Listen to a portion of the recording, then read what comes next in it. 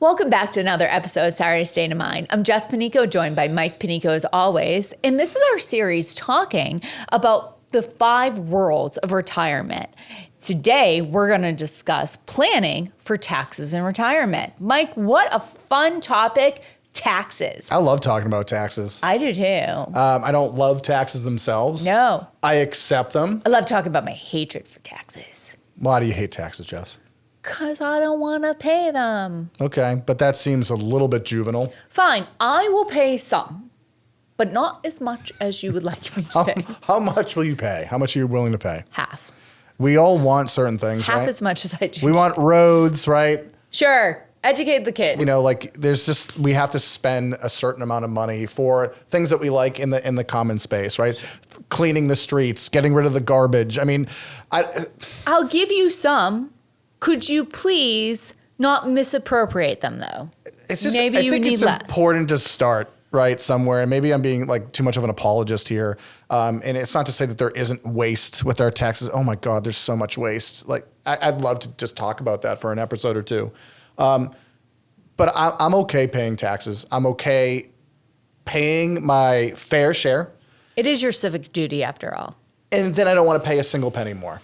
You know, I feel like I pay plenty. I feel like I definitely pay more than the average. I pay it on several different levels. I'm a business owner. I'm paying people's payroll taxes.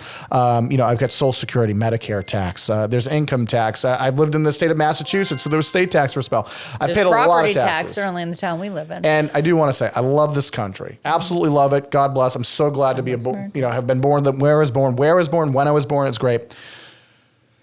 But I also work really, really hard.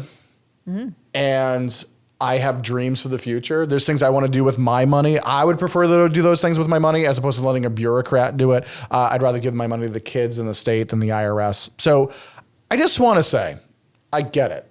I'm on your side. I'm not trying to tell you to love taxes. I'm just trying to have you say, like, first and foremost, it's okay that it happens.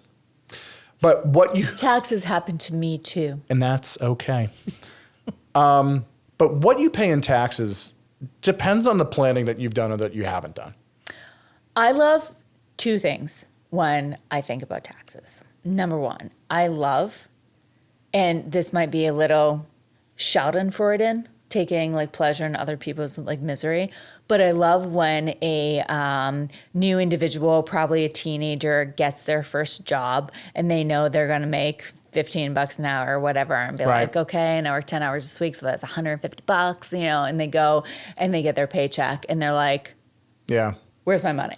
Yeah, I've noticed that you've been rewatching Parks and Rec, and I don't want to spoil something for you. That's the second thing that I love. There's a Ron Swanson scene, yes, right? Where he teaches his new coworker about taxes by like eating half of his sandwich. It's a sandwich. He goes, yeah, he's like, let me teach you about the government. Right. And he takes an enormous bite. He's like, that's your taxes. So making this more practical, I think what a lot of people do is they say, I'm a serious planner. I work really hard. I want my money working efficiently. So when they spend time planning, they often spend time on the portfolio. Mm-hmm. Sure. What investments do I have? Do I have all the right slices of the pie? Am I properly diversified? Am I minding my fees? They look at what they're getting for rate of return. They're looking at how they're growing this thing. But as it's sometimes said in our neck of the woods, Jess, it's not about what you make, it's about what you keep. Mm-hmm. You do have a business partner riding along shotgun with you in retirement. That is the IRS. Most of where your money is located, when you look at all your alphabet soup, right? That's what we like to call the portfolio, because there's IRAs, there's 401ks, there's all these letters and numbers, all this alphabet soup that really amounts to tax code. What is a 401k? Would you know if you were to look into the tax code, section 401, subsection K? There's language that dictates under what conditions a 401k works and how it's taxed. I don't think most people who know the 401k refers to the tax code. It's all where they came up with that fancy name from. So you have this duty, right? And I mean, it's not like it's honor or literally duty bound, but I would say that if you seriously care about minding your P's and Q's, or certainly your dollars and cents, you can't just be looking at the portfolio. You have to look at what the tax plan is. There's this thing that happens, whether we meet people in our office or we're out in a public forum. I'll often ask people, poll the audience. How many of you think taxes are going up in this country? And we could do a whole episode about why that might be the case. So it doesn't matter the why. Most people raise their hand. It's not all of them. Easily it's 80, 90%. Most Taxes people go feel up. like higher taxes are coming. Sure. So then the next follow-up, what are you doing about it? Right. Most people will start sheepishly looking at their spouse, or like they look at you, you're about to tell me. Sometimes you'll get people to like put out a half-hearted Roth conversion. So some people... Generally, they say I invest in my Roth. Like, I have a Roth. Yeah. So I know that's something about taxes. There's levels to this, right? I would say level 1 is you're clueless. You have no idea what's going on. Level 2 is you've got some awareness and you know some of the broader tax concepts or tactics. So the Roth conversion, I'm going to pay taxes now because I think taxes are going up later. Brilliant. That's what a Roth conversion is at its core. Maybe I'm using an HSA. Maybe I'm using certain 529 plans if, say, college planning is important to my family, because there's certain vehicles like 529, there's more alphabet soup for you. Mm-hmm. There are certain vehicles that lend themselves to certain tax breaks. Municipal ones. Yeah. So that's all great. But then tying it all together and also being mindful of how the battle is going to change over time. So, Jess, we accept that there's a fog of war, right, when you fight a battle. I mean, I'm always so fascinated. I read about the Civil War a lot, and it's like they were communicating on a battlefield by sending messengers on horseback without like digital watches that were just to keep apprised of what's going on in real time in a chaotic environment. I don't know how any of those... You know what I'm always most impressed by is don't kill the messenger, and where that like statement came from, because literally I would send my messenger over enemy lines to deliver a message. Yeah. They came back way more than I would have thought. Well, yeah, but you'd also try to kill that messenger, and there's more depth to that. But listen. I'm just saying I'm pretty impressed. I'd probably kill you if you were my enemy. You would kill my messenger? Yeah. Okay. Sorry. All right, noted. So there's this fog of war. Things are going to change in our tax situation as we age. Okay, let's talk about some of what's lost in the fog. Legislation changes. Mm-hmm. They change the rules. They change the terms, the conditions under which you pay taxes. Okay. I feel like sometimes they just do it because they have to appear that they're busy doing something. Sure. I mean, but there's taxes that change just too as we get older and enter retirement. There's taxes that you've never paid before. There's Social Security tax. Now, before you say, Mike, I've been paying Social Security tax. No, you're going to pay taxes on the Social Security that you collect.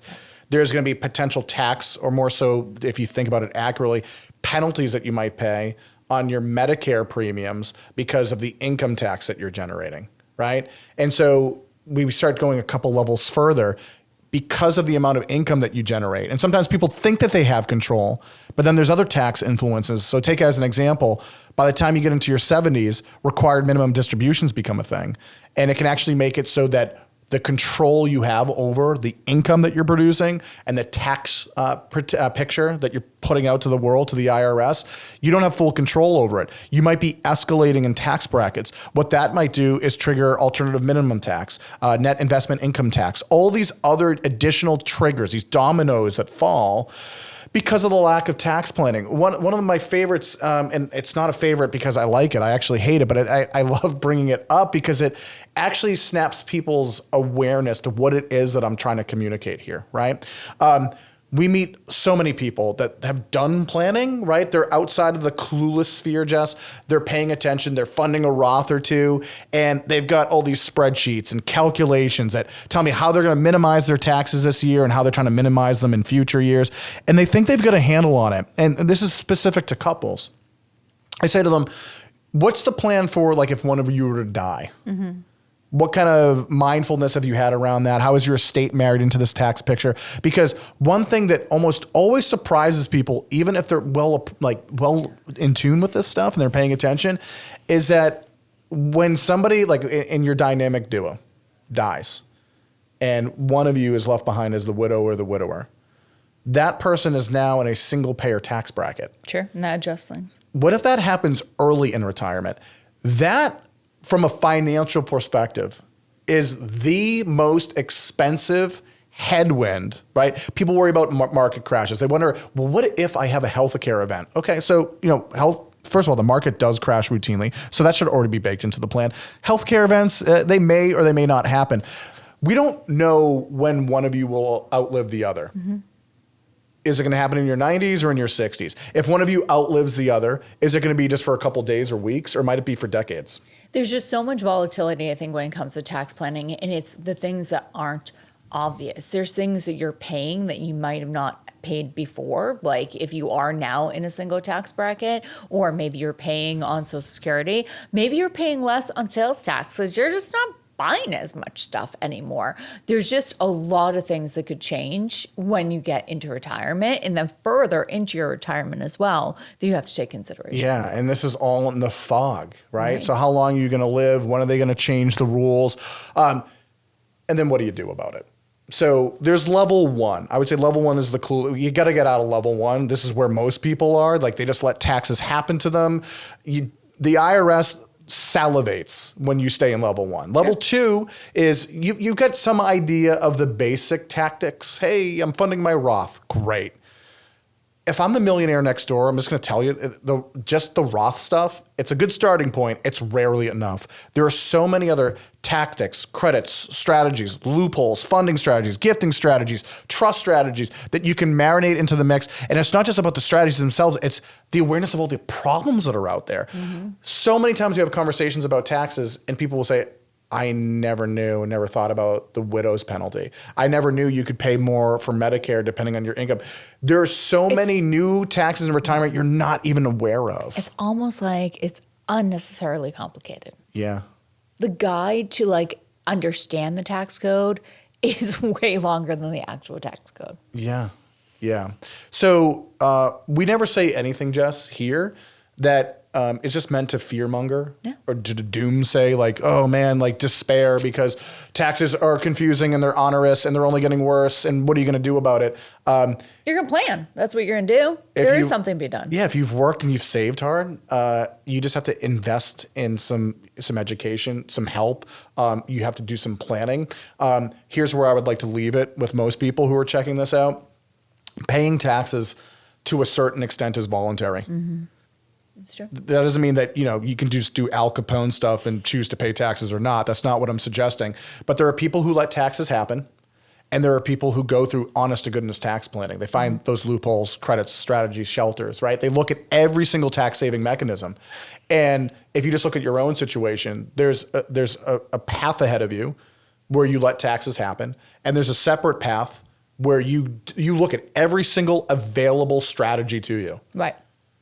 Which version of yourself is going to pay more tax or less tax over time, right? The one who's going to pay less is the one who's proactive. The set it and forget it. Yeah. So, if you want to fight back, if you want to pay your fair share and not a penny more, you've got work to do. And if you need help, you hopefully know where to go. We're here to find that good fight. If we could be of help, let us know. If you enjoyed this, like and subscribe for more. And we'll see you next time on our final segment in this series, which is estate planning.